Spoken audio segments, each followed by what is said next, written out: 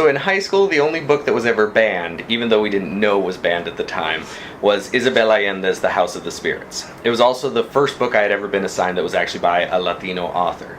And we were assigned it one day, and 2 weeks later we were told that it was actually an optional assignment, and that we wouldn't be discussing the book, and we didn't need to complete reading of the book.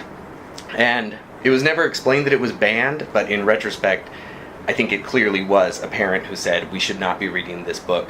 They clearly had a different way of viewing the world and a different way and diverse way of showing perspectives. So, from Isabel Allende's The House of the Spirits. During the months that they were separated, Blanca and Pedro III exchanged burning letters, which he signed with the woman's name, and which she hid as soon as they arrived. Nana managed to intercept one or two, but she did not know how to read, and even if she had, she would not have been able to break their secret code. Fortunately for her, because her heart would not have withstood the shock.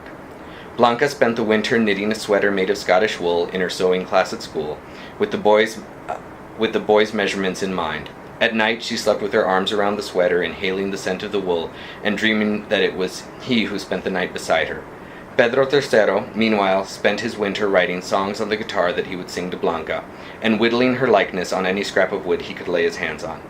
Unable to separate his angelic memories of the girl from the storms that were raging in his blood, turning his bones to pulp, lowering his voice, and causing hair to appear on his face. He was torn between the demands of his body, which was becoming that of a man, and the sweetness of a feeling that was still tinged with the innocent games of childhood.